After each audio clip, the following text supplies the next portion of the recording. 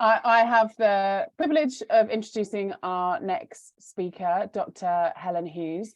Helen is an Associate Professor of Psychology at the University of Leeds.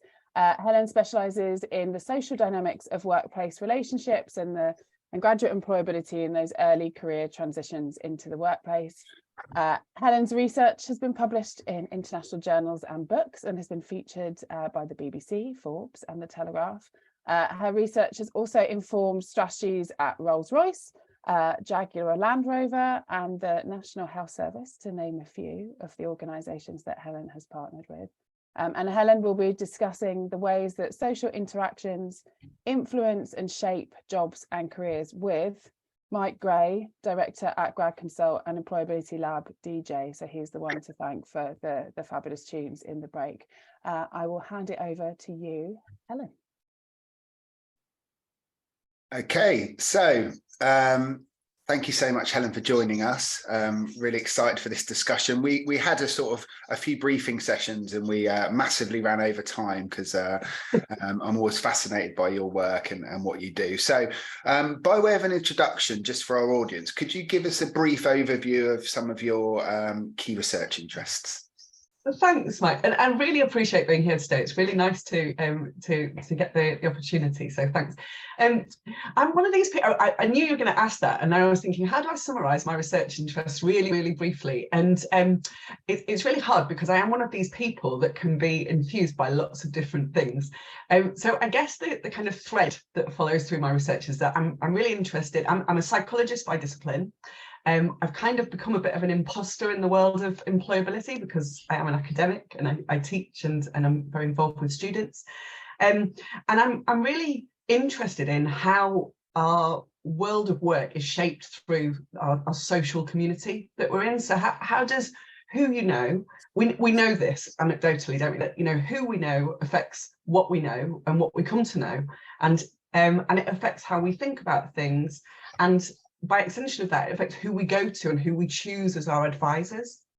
And so I've been interested in this in various contexts. So you mentioned the work with, you know, various companies, and generally that kind of work I'm involved in, kind of how do they capture knowledge? How do they make sure that people are seeking and sharing advice with the right people at the right time?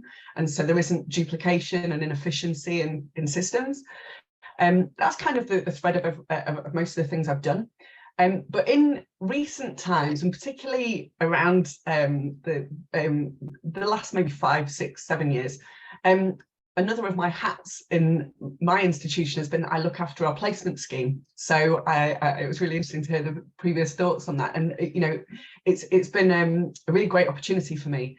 And one of the things that I started to realise through that very quickly is that exactly as was being discussed before, there are, you know, our social world affects that world as well, and those transitions into the workplace. And then perhaps most recently, and kind of extending that and building on some of my previous work, I've been involved in a project that was funded by the ESRC during the COVID pandemic, looking at how the hybrid workplace specifically and remote workplace, how that affects our social world. And I sort of took an extension to that project and thought, actually, this is so valuable and important to understand graduate transitions and student transitions into the workplace, because the way we're interacting in a hybrid environment actually completely throws up into the air a lot of the questions we have around, well, what skills do we need to do that effectively, and what challenges to graduates who not only are entering a hybrid workplace, I mean, we all know how challenging that has been in lots of ways, but they've got no prior work experiences very often to benchmark that against. So not only are you learning the job, but you're also learning all of the kind of social dynamics of the workplace too. So that wasn't as concise as I hoped, but hopefully it gives you an idea as to where my interests have shaped and come from. Yeah, so I'm fascinated by your work on transitions and sort of particularly graduates' experience of entering that sort of hybrid workplace. Obviously, it's very current. I still think we're working it through, aren't we? But what are some of the things you're starting to see in that research?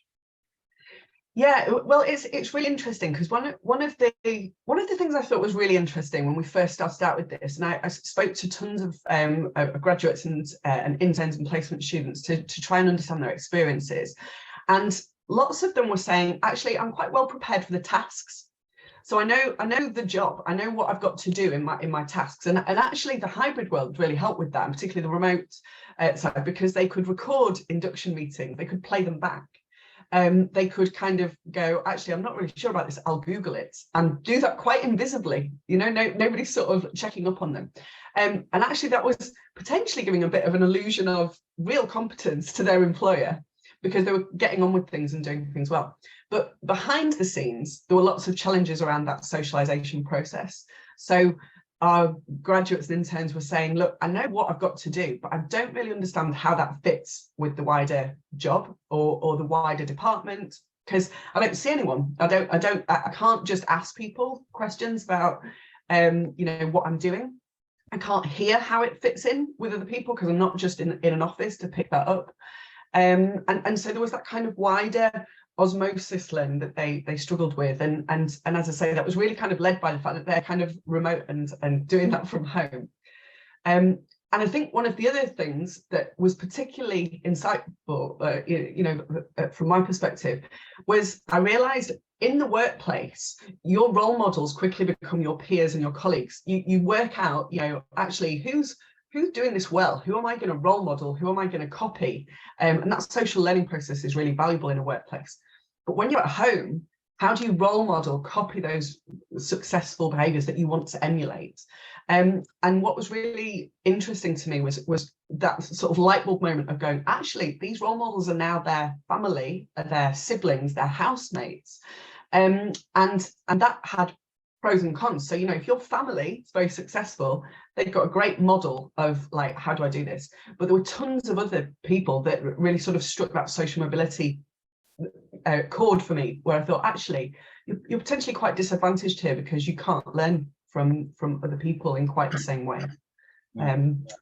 So we're thinking that obviously this hybrid working potentially is a further sort of break on social mobility in terms of sort of people's ability to sort of engage and develop and access support, and almost that reliance on existing networks that some people don't have.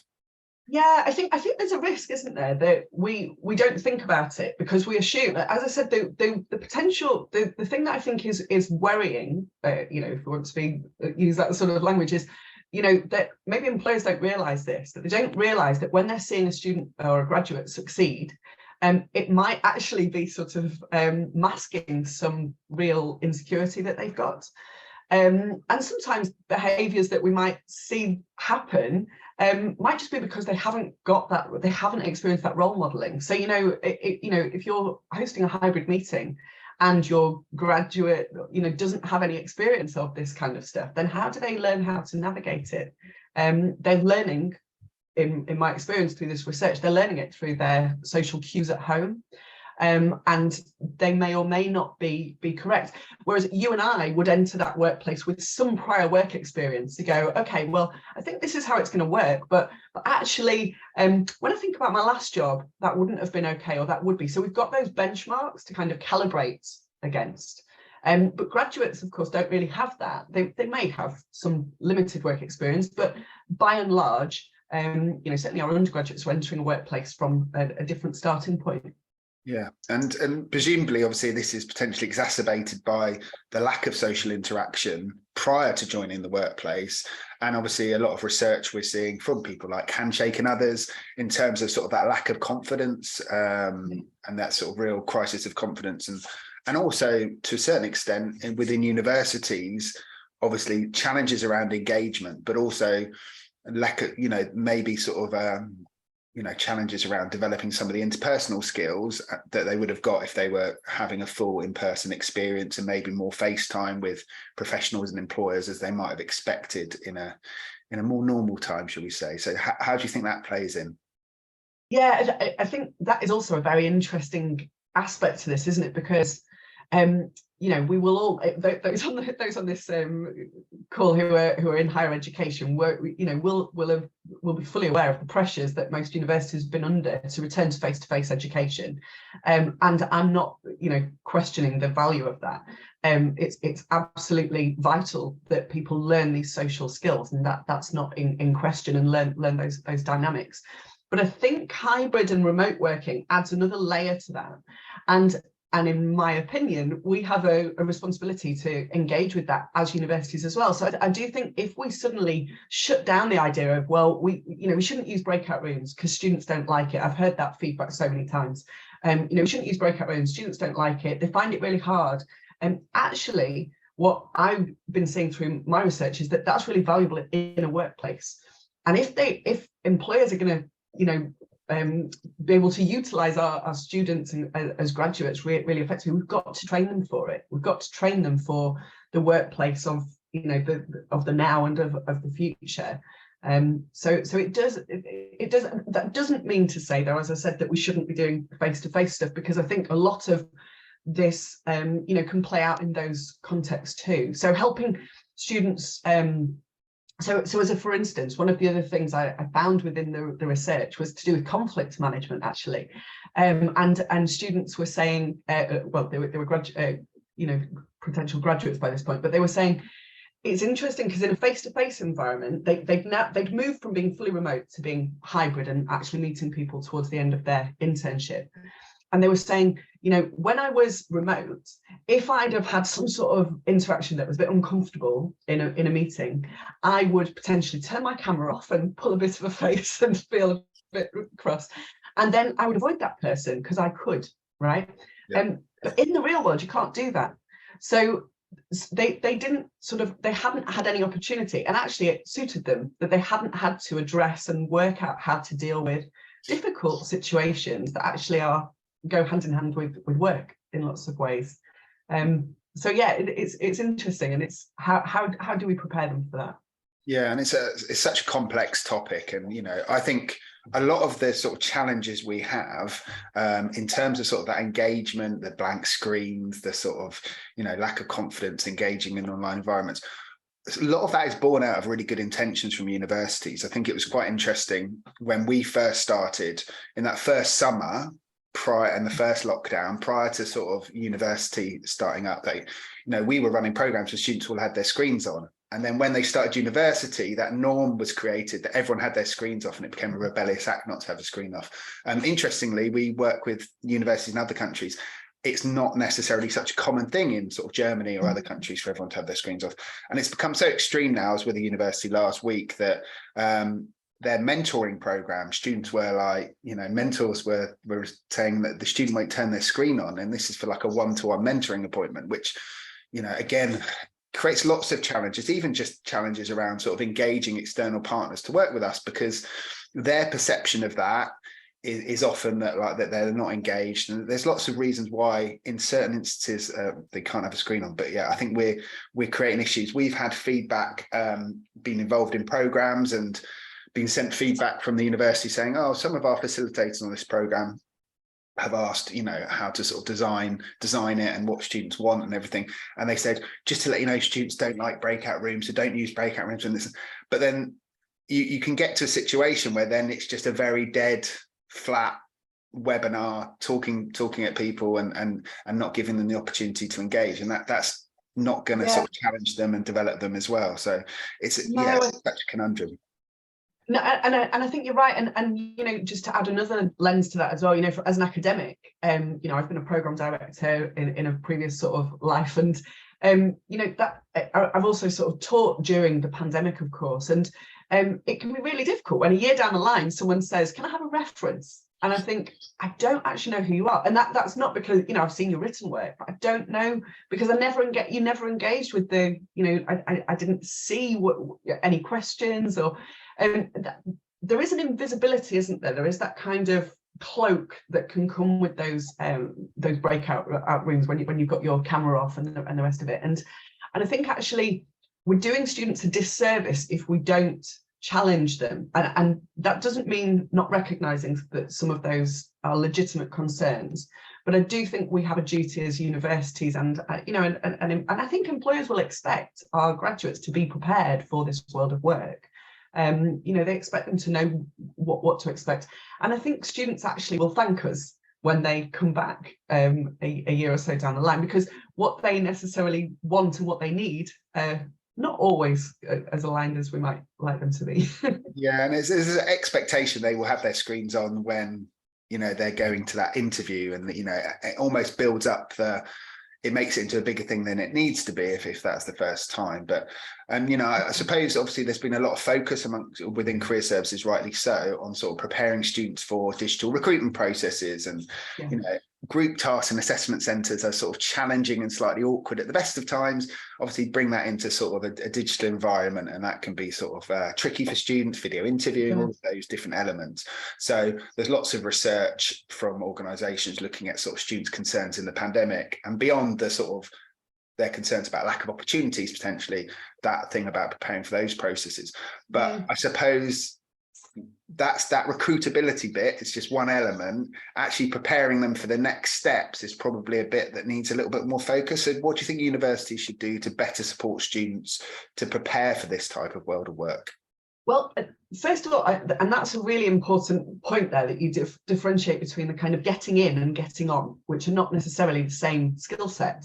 And I think maybe my thoughts on this are that as universities, we talk a lot about digital upskilling, and we talk a lot about AI and digital, and very often we're talking about it in technological terms. So we're talking about making sure that our students are trained for using these tools. So, you know, I can think of some great examples of modules and activities that, you know, help students produce video CVs and blogs, and, you know, some really cool stuff. They do need to know that. So I'm not, you know, again, I'm not disputing that that's in question, but I think sometimes the focus on the digital can be expensive at the expense of some of the socio-digital aspects.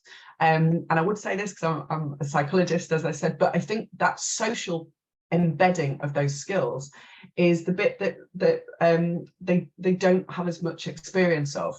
So they, and again, where they do have those socio-digital skills, they might be to help them get in rather than get on. So, you know, having experience, I mean, lots of universities that I'm familiar with are actually very good at preparing students for digital and assessment centres and those kind of commercial activities. But for me, it's that bit that moves a bit further on. So, okay, you've got your job, because we're producing some brilliant graduates, like super brilliant graduates who are going off to do lots of amazing things. But once you're in, that's not the end point. How do we help make sure that you've got the skills to actually ask the right questions at the right time and of the right people? And this networking bit, I think, is important, because some of the graduates I spoke to within my research, they didn't necessarily understand the value of their network from a kind of social, they considered their network to be like LinkedIn. So I'm on LinkedIn and I've joined loads of groups and I've added loads of people, and I've missed out on going to conferences, and they saw this as, you know, I've missed out on this face-to-face bit. And when I asked them about their peers, they sort of dismissed a little bit the value of their peer group. And I was saying, but actually these are so valuable to you, because, you know, in 5 years' time, your peers are going to be, you know, that bit further on the career ladder, they're going to be looking for you. They will remember the things that they saw of you at the start of your career as well. And so making more of that peer group so that they recognise, actually, these are my colleagues of the future, but particularly in vocational areas where, you know, like the world I'm in is very small. Your peer group follows you through your career. So helping people to make more of understanding not just who they know, but who they know knows. So that you know, recognizing you're not just an individual with a load of connections, but those connections have connections.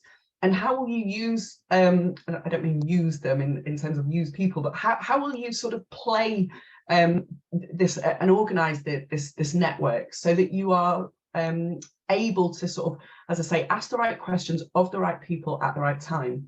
How do you do that in a way that is not really intrusive and demanding and doesn't sort of imply that you're quite, you know, you need lots of support? How do you know when it's okay to send a message, when it's okay, when it's actually perfectly okay to ask for a meeting, which sometimes students and graduates can be a bit wary about? And so then they run the risk, certainly in a hybrid world, of sitting, having finished their work and twiddling their thumbs thinking, I don't really know how to ask for more work because maybe I shouldn't have finished. You know, that goes back to that social environment. And so they're the kinds of things I think we need to be doing more of. not just getting them in, but once they're in, helping them develop those skills that help them be proactive, help them build a network that they understand the value of. Because don't forget, in our networks, people have different roles and purposes. So there's people we might go to complete our work day to day, but there's also those really good sounding board people that you might only go to once every blue moon, but actually they're really useful and valuable in other ways. And there's tons of layers to that network that we can help students and graduates to navigate. Yeah, I think sometimes that network thing is seen as almost like a passive thing, like I need to have a profile, and when actually it's a much more dynamic activity. I think probably university staff see the value of students as, you know, our future network as well. So the amount of like former students that I'm in touch with, that I get involved in projects, and then now in very senior roles, and you always know they're going to overtake you quite quickly when they they work with. So it's definitely something that we need to be aware of. And I think, you know, I like things like informational interviewing as part of, you know, building that into modules, because giving students a structure to have career conversations and talk to people within their chosen sectors. I was at a conference in America where someone was talking about that, and they said, don't call it informational interviewing, because interviewing has a lot of sort of connotations and builds it up again. It's like becomes more scary. So something like careers conversations, for example. But we've worked on lots of modules with clients where we've built that in, and it's sometimes with alumni or something. But that sort of first step can sometimes normalize those types of discussions, which can be quite powerful. I've got so many questions I want to ask you, as always. But I'm going to move on to, since we're in the lab today, I'm going to ask you about your behaviour lab at the University of Leeds. Can you tell us a little bit about it and how that can potentially be a mechanism for experiential learning and some exciting practice? Yeah, sure. So this is really new for us. So at the University of Leeds, and I'm in a business school, we've got this brand new facility called the Behaviour Lab, and I've been really excited that I've been appointed the director of it. So, you know, any questions, do get in touch and so on. Our behaviour lab is a physical it's a physical place. We've got a series of rooms. We've got a boardroom style room that's got like hybrid meeting facilities in it. We've got a control room or observation window with where you can sort of record sound and video of people completing tasks and look through like that one-way window. It's very like classic psychology sort of stuff. It's cool. And then there's another side which is equipped. It looks a bit like a computer cluster room, and it's got really sort of high-tech computers in. We're using it for all sorts of, as you can imagine, all sorts of for research purposes. So my marketing colleagues, for instance, are using it to kind of give people questionnaires in one side of the room, sit at a computer, fill in some questionnaires or do some task that maybe primes you to think in a particular way, and then go to the other side of the room, the boardroom style, where you can move all that furniture around and see, you know, what products do people buy? What things do they like? What don't they like? And we can record and look at how they interact with those things. So we can use it for all that stuff. But we're also using it and certainly talking about ways to use it both in collaboration with industry. So I'll put that out there now. That's, you know, something that we're very keen to explore, like the ways we might do that. And also how we use it to help our students develop skills. So, you know, we can run assessment centres in it, for instance, but we can record how people work. So one of my colleagues did some great stuff with where they got students to complete a task as an individual and then got them to do it again as a team. And in doing it as the team, you sort of saw their decisions change. We can then play back the videos and work through, you know, why people conform, why people took a chance and stood out, and what that made, how that changed the dynamics in the room, how that changes the way people do things. We can also use it for interview techniques. So, you know, kind of videoing, you know, students as they sit in interviews and sort of help them replay, you know, the things they've said or done. And there's tons of ways that we can use this. It's also, I should say, we've got things like VR headsets in there, so we can simulate different environments and tasks. We've even got the kind of galvanic skin response stuff, so you can see how somebody physiologically feels. So the opportunities are really endless. for, you know, how we help our students to both experience that kind of immersive learning, because I think that the marketing stuff is a great example of we've worked with our students to help them see, you know, how marketing is done in industry, and also on that flip side, that kind of employability skills development bit as well. So I don't know if that answers the Yeah, I'm fascinated by all of that. I think it's got so much potential. I think often having students experience something and being able to sort of reflect on it, and that, you know, that is what experiential learning is really, isn't it, in terms of learning by doing, particularly for sort of the recruitment elements. It can be so powerful. But I also really love the stuff around sort of consumer behavior, because one of the things I always come back to is an article in Harvard Business Review called Linear Thinking in a Non-Linear World. It's like basically how consumers say they'll behave, for example, in that survey, versus how they actually go on to behave as completely different things. And it's not written about sort of students, but I always sort of think about, you know, if you ask a student what would make you engage in a particular employability activity, they're often talking in an abstracted view of themselves rather than actually how they actually behave, and it's often very hard to sort of unpick that. It's really fascinating. I'm quite excited for the I mentioned the hybrid stuff, and obviously my research is around hybrid working. I'm very keen to kind of get students into that room and give hybrid work tasks and just show how the dynamics of that those meetings change depending on the balance of students in there. There's some classic psychological theories that kind of underpin what you'd expect to see, but I'd quite like to see how students experience that firsthand, and then work with them to develop some skills for, you know, standing out when actually you know something wrong is going on. How do you empower people to have the skills to call out that behavior, or to the conflict management stuff I talked about. I think there's a real opportunity for us to really sort of develop our pedagogy and do some, you know, more immersive real stuff. Cool. So we've got time, I think, just for sort of one question. I think it's a hot topic in our world at the moment, in the world of careers, in the world of graduate recruitment, the rise of consumer accessible AI, so ChatGPT being the sort of most obvious, and obviously that allows people to sort of ask it questions, and it can churn out covering letters or essays or university strategies we're starting to see pop up that have been written by it, which are probably a good challenge to sort of show how generic some of our strategies are that are going out there. So as an academic at a leading institution, what are some of the sort of opportunities and challenges that you and your colleagues are discussing with this sort of technology?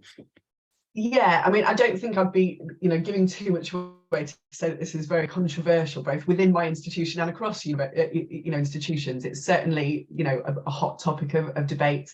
I think it's raised lots of questions about exams and, you know, online versus in-person exams. But I think it's in a way that's a bit of a red herring. It feels like a red herring to me, because, you know, all this stuff develops all the time, doesn't it? I mean, I say this, I met these comments may come completely back to bite me as this explodes in the future, but these are some instinctive thoughts more than anything else. I kind of feel like that this stuff keeps moving, and we can't always, as much as we might like, just sort of hold our mark in the sand and go, no, we're not going to embrace this. We do have to embrace it. We've got to work out, you know, some ideas and some strategies. I think the growth in it is interesting. You know, it's absolutely exploded. But just because people have registered to use it doesn't mean they're planning to use it to cheat the system. Or there's an interest, isn't there? And it's you know, people just want to see actually what can it do? What is the potential?